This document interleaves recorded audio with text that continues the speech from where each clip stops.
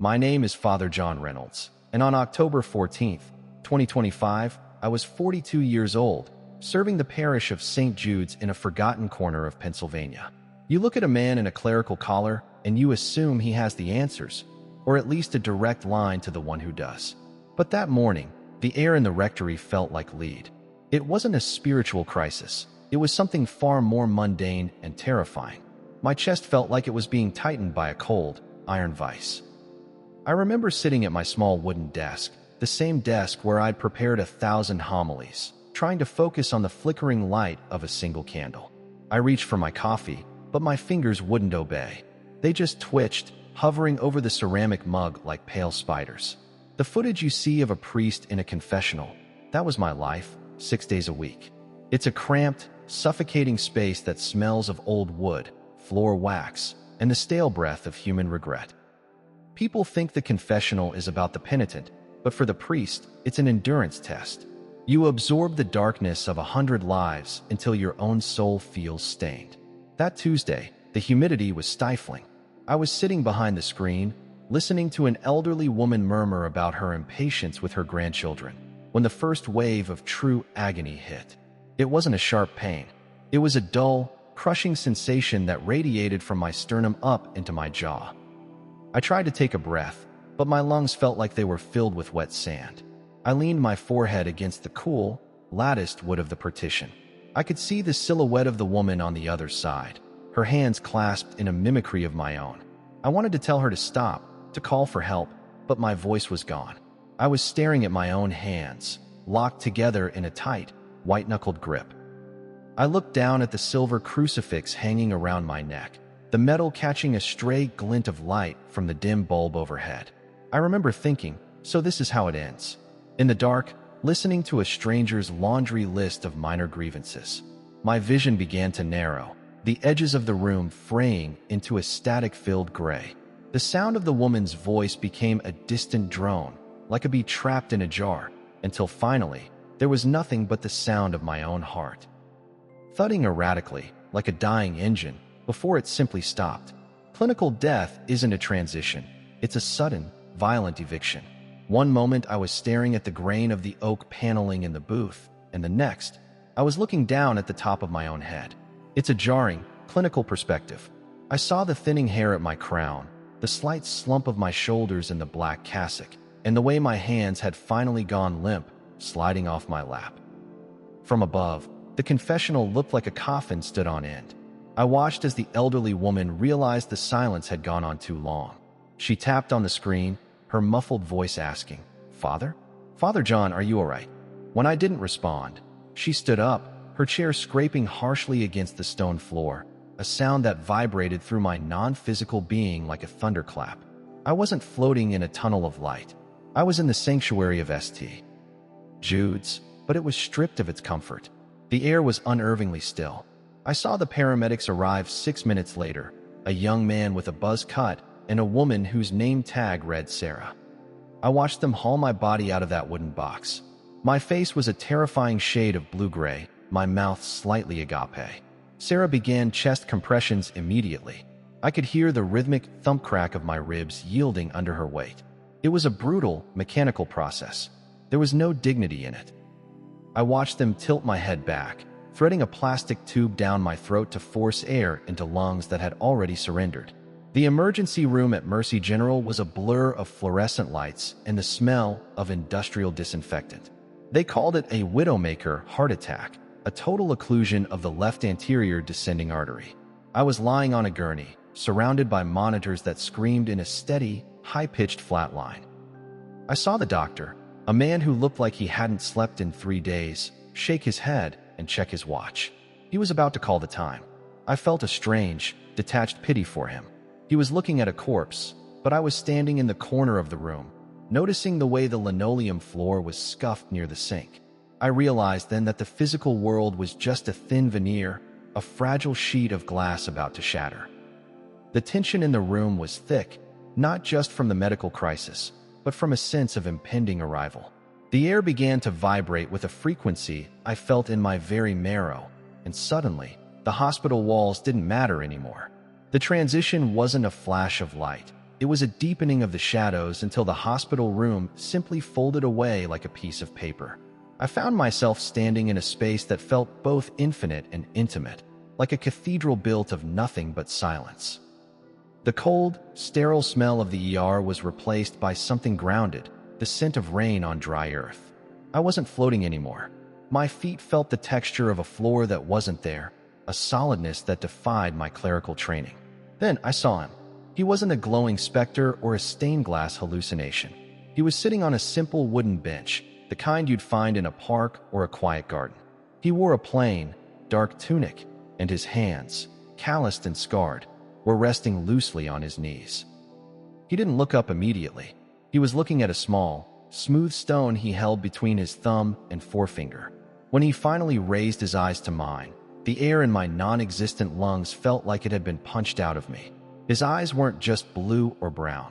They were the color of the deep ocean at dusk, holding a weight of sorrow and a clarity that made my entire life feel like a poorly told joke. "John," he said. His voice wasn't a boom of thunder. It was a low, resonant frequency that vibrated through my chest, the way a cello string vibrates in a hollow room. He didn't stand up. He just gestured for me to sit beside him. As I sat, the environment shifted. We weren't in a void anymore. We were sitting on a hillside overlooking a modern city, my city. I could see the glowing grids of the streets, the pulsing lights of the highway, and the flickering blue glow of 1,000 television screens through apartment windows. But there was a gray film over everything, like a layer of ash that no one below could see. Jesus didn't look at the beauty of the lights. He looked at the shadows between the buildings. "You spent your life listening to the sins of the broken, John," he said, his voice heavy with a grief that felt ancient. "But you were looking at the cracks in the pavement while the foundations were being hollowed out by those who claimed to own the quarry." He turned the stone over in his hand, and for a moment, it glowed with a sickly, artificial light before turning back to dull gray. "Look closer," he commanded. As he spoke, my vision didn't just zoom in. It peeled back the layers of the world like an onion. I wasn't seeing the streets anymore. I was seeing the boardrooms, the private studies, and the secure digital servers of men I had only ever seen on the news or in the donor lists of the archdiocese. These weren't the villains of a Sunday school lesson. They were men in expensive wool suits, women with perfectly coiffed hair and predatory smiles, sitting around mahogany tables. I saw a man I recognized, a high-ranking official I'd once shaken hands with at a charity gala, sitting in a dimly lit office, staring at a screen filled with scrolling red numbers. His face wasn't masked in evil. It was masked in a terrifying, cold indifference. "The world fears the storm," Jesus said, his eyes fixed on the man on the screen. "They fear the visible fire, the overt war, the sudden collapse. But the real rot is quiet. It is the hidden leaders, those who do not stand on stages, those who do not seek your vote, but who own the very air you breathe and the debt you carry." He pointed toward a massive glass skyscraper in the distance. I saw cables, thick and pulsing like veins, running from the basement of that building and snaking underground, connecting to schools, to hospitals, and, most painfully, to the cathedrals. These weren't power lines. They were conduits of influence, a silent architecture of control that made the freedom of the people below look like a well-managed illusion. I felt a surge of nausea. This wasn't the spiritual warfare I had preached about. This was structural. It was a cold, calculated engineering of human desperation. "They are preparing a harvest, John," he continued, his voice dropping to a whisper that felt like a razor. "A harvest of souls through the slow starvation of the spirit. They have replaced the bread of life with the stones of convenience, and they have done it while wearing the masks of protectors." I saw a group of these hidden leaders standing in a circle in a sterile, white room. They weren't praying.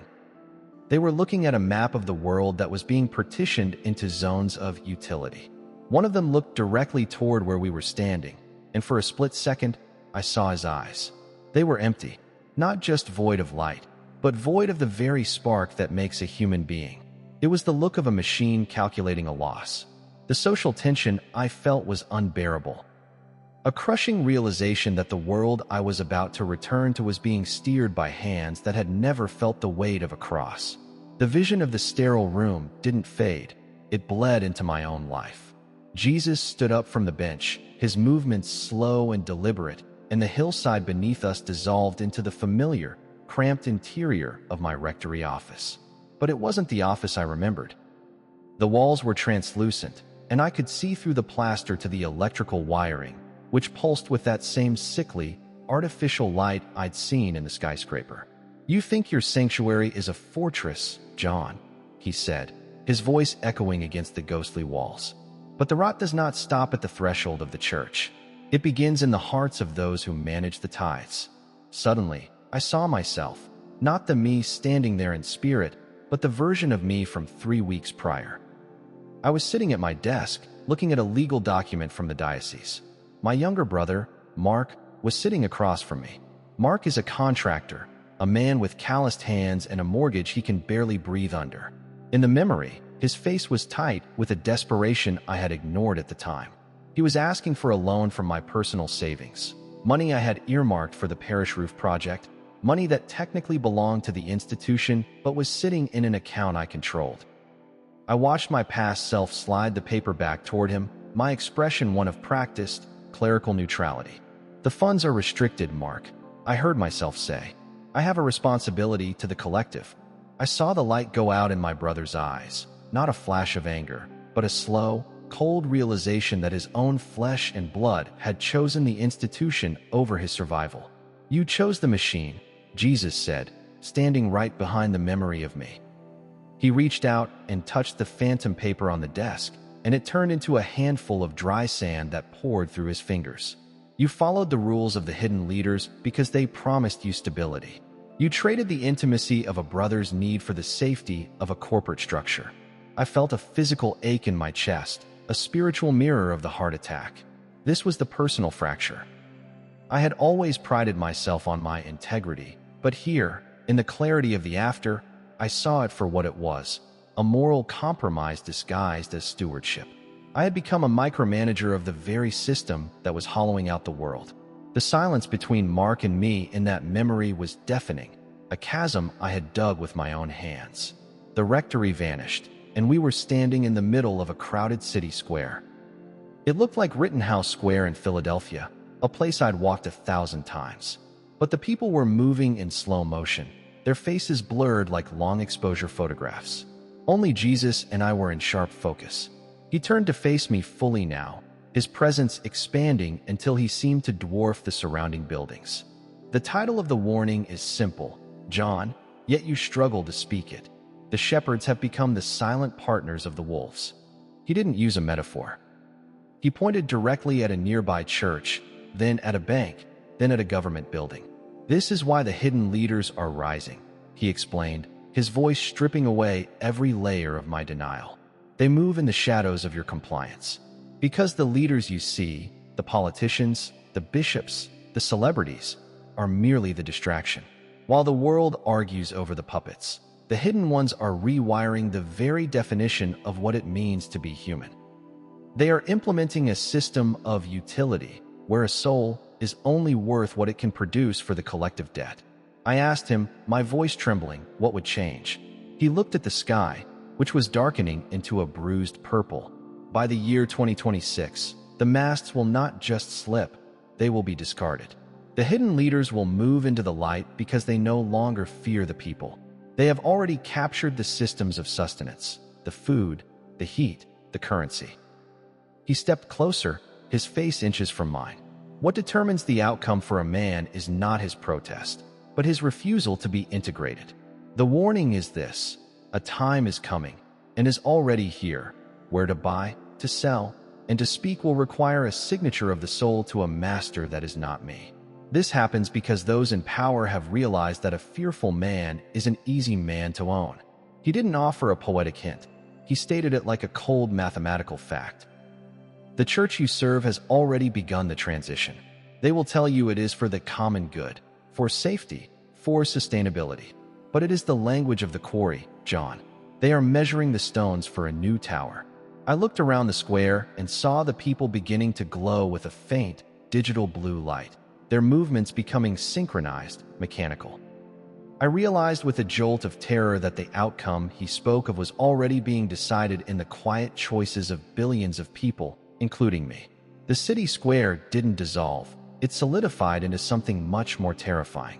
Jesus reached out and touched the air, and a shimmering, translucent grid appeared over the crowd, a digital web that pulsed with every heartbeat and every transaction.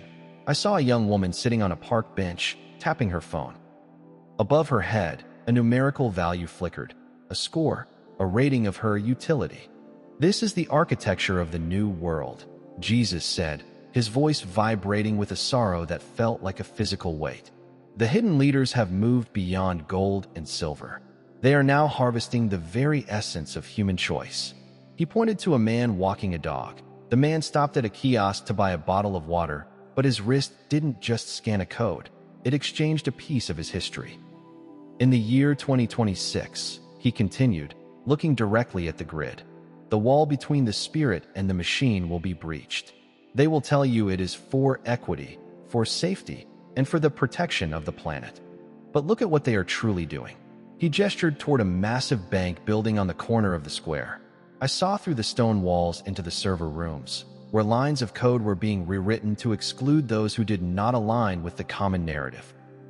I saw families being quietly disconnected from their own resources, not because they were criminals, but because they had expressed a thought that did not fit the calculated harmony of the collective. This was the warning. The hidden leaders were no longer just influencers. They were the new architects of reality. I felt a cold shiver of recognition. This wasn't a distant apocalypse. It was a quiet, administrative takeover. Jesus turned to me, his eyes reflecting the flickering blue of the grid. "The choice, John, is not between left or right, or even between one nation and another. The choice is whether you will allow your soul to be digitized and managed. They are building a temple of convenience, and the price of entry is your sovereignty. The outcome of your life will be determined by the moment you are asked to trade your conscience for your comfort. Most will make the trade without even knowing they have been sold." I looked at my own hands in this vision. They were beginning to shimmer with that same artificial blue light, a sign that even as a priest, I had already begun to integrate into the very system he was condemning. The scene shifted abruptly to a setting that made my stomach churn. My own church, St. Jude's, but it was 3 months into the future. I saw myself standing in the pulpit, looking out at a congregation that seemed smaller, more fearful. I was reading a prepared statement from the diocese, my voice drone-like and devoid of its usual passion. The statement talked about community responsibility and digital stewardship. I saw my brother Mark sitting in the back pew, his arms crossed, his face a mask of bitter disappointment. He wasn't looking at me. He was looking at the floor. He knew I was reading words that weren't mine, words that had been handed down from the hidden leaders through the clerical chain of command. "You will be asked to baptize the new system, John," Jesus said, standing in the aisle of my own church.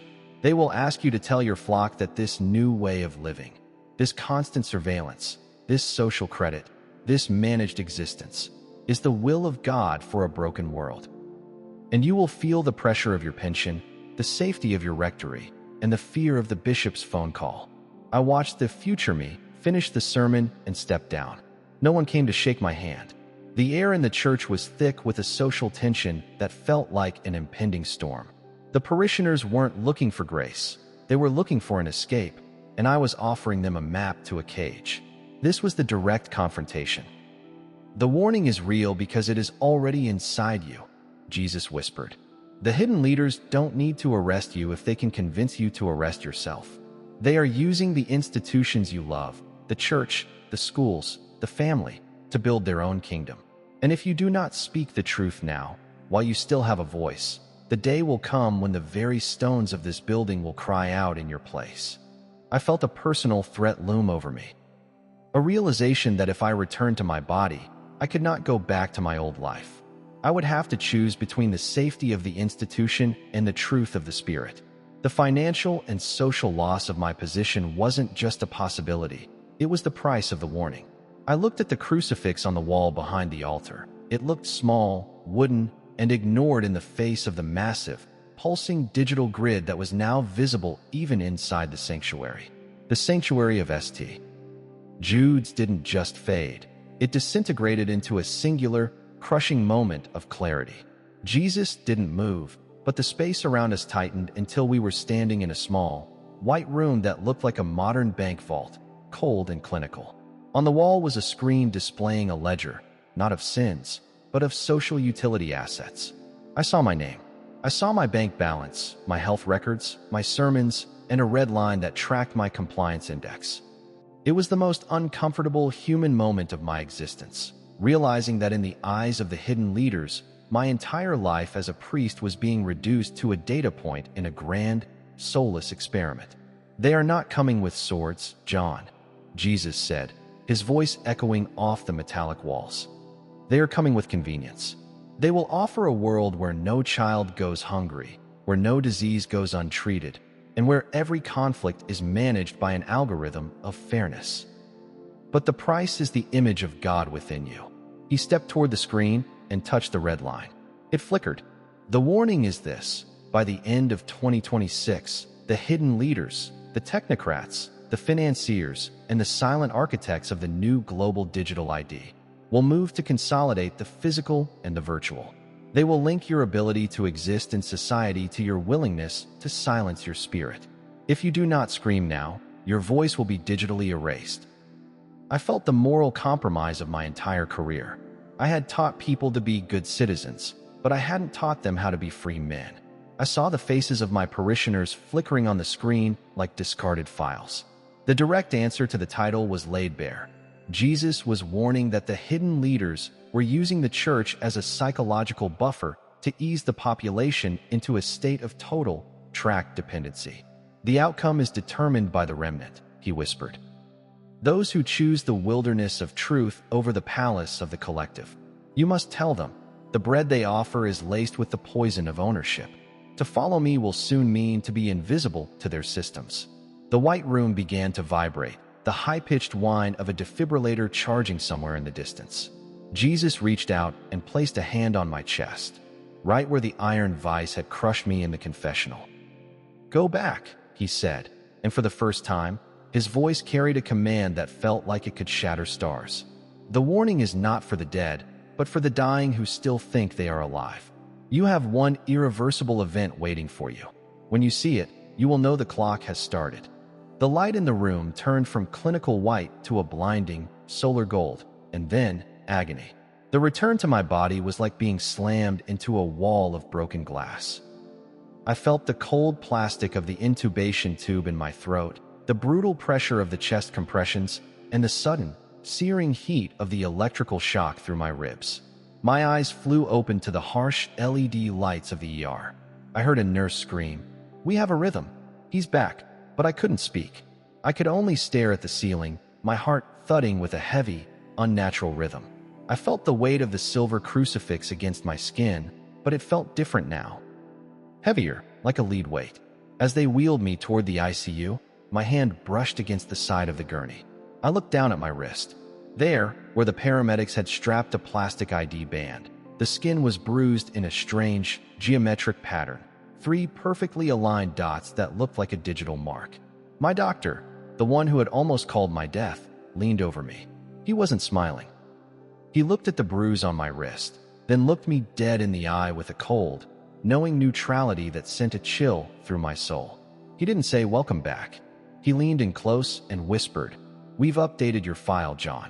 You're part of the new protocol now." I tried to pull away, but my body was a cage. I was back, but the world I had returned to was already being rewired by the hands I had seen in the vision. Recovery was not a homecoming. It was a slow-motion haunting. 3 weeks after my heart stopped in that confessional, I sat in my small rectory kitchen, the silence of the house feeling like a physical weight. My chest still ached where the paddles had burned my skin, but the deeper pain was the clarity I couldn't switch off. I looked at my phone sitting on the laminate table, the sleek, black glass reflecting the gray Pennsylvania sky outside. It wasn't just a tool anymore. I saw it as the tether I had been shown, a pulsing node in the grid of the hidden leaders. Every time it pinged with a notification, I felt a jolt of nausea, a reminder of the social utility assets ledger I had seen in that cold, white vault. The new protocol the doctor had whispered about wasn't a medical treatment. 2 days after my discharge, I received an encrypted email from the diocesan administrative office. It wasn't signed by the bishop. It was signed by a regional compliance coordinator, a title I had never heard of in 20 years of priesthood. The email informed me that due to my high-risk medical status and the mounting costs of my emergency care, my access to the parish accounts had been restricted to a new biometric-linked disbursement system. To buy altar wine, to pay the heating bill, to even buy a loaf of bread for my own table, I now had to authenticate my identity through a scan that tracked my location and my wellness markers. I drove to the local grocery store, my hands trembling on the steering wheel. I picked up a carton of milk and a loaf of bread, moving like a ghost through the aisles. At the checkout, the teenager behind the plexiglass didn't look at my face. He looked at the scanner. I held my wrist over the glowing red light, the same wrist where the 3 bruised dots from the hospital had settled into permanent, faint scars. The machine let out a soft, melodic chime. "Transaction approved, Father," the boy said, his voice flat, his eyes fixed on a screen I couldn't see. "Your carbon neutrality bonus has been applied." I felt a cold sweat break across my forehead. This was the integration Jesus had warned me about. The slow, polite strangulation of the individual by a system that claimed to be helping. I walked out to my car. The milk felt heavy as a stone, and I realized with a crushing certainty that I was no longer a shepherd. I was a managed asset. The final confirmation came on a Tuesday morning, exactly 5 months after my death. I was scheduled to meet with the bishop to discuss the restructuring of St. Jude's. I expected a lecture on theology or parish growth. Instead, I found myself in a glass-walled conference room downtown, sitting across from 3 men in charcoal suits who didn't even pretend to be clergy. They laid out a digital map of the county. St. Jude's was highlighted in a pulsing amber light. "The physical footprint is no longer sustainable, John," the lead man said, his voice as smooth as polished chrome. "We are transitioning the parish to a digital sanctuary model. The building will be repurposed as a community data processing hub. Your role will be to manage the virtual congregation's compliance metrics." I stood up, the chair screeching against the tile, the same sound the woman's chair had made in the confessional when I died. "You are selling the house of God to the hidden leaders," I whispered, my voice finally finding its strength. The man didn't blink. He simply tapped a tablet on the table, and my phone, sitting in my pocket, vibrated with a long, continuous tone. I pulled it out. The screen was blood red. It showed an access denied symbol over my bank app, my medical portal, and even my digital key to the rectory. "Your participation is no longer required, John," he said, his eyes as empty as the men I had seen in the vision. "You have opted out of the common good. Therefore, the system has opted out of you." I walked out of that building and into the cold March air of 2026. I went back to St. Jude's one last time, but the locks had already been changed. I stood on the sidewalk, looking at the heavy oak doors I had walked through 10,000 times. Then, I saw it, the one irreversible event that proved the warning was finished. A white van was parked at the curb, and 2 men were removing the bronze crucifix from above the main entrance. They weren't desecrating it. They were carefully placing it into a crate labeled non-utilitarian symbolism/scrap recovery. As they pulled away, I looked down at my wrist. The 3 dots were no longer faint. They were glowing with a soft, persistent blue light that matched the grid in the sky. I have no parish, no money, and no digital identity. I am a ghost in their machine. I watched a single dead leaf scrape across the empty parking lot, the sound echoing in the deepening twilight. If this message felt important, it probably was. There are more stories like this, and they only get deeper. Subscribe now so you don't miss the next one, because some warnings aren't meant to be ignored.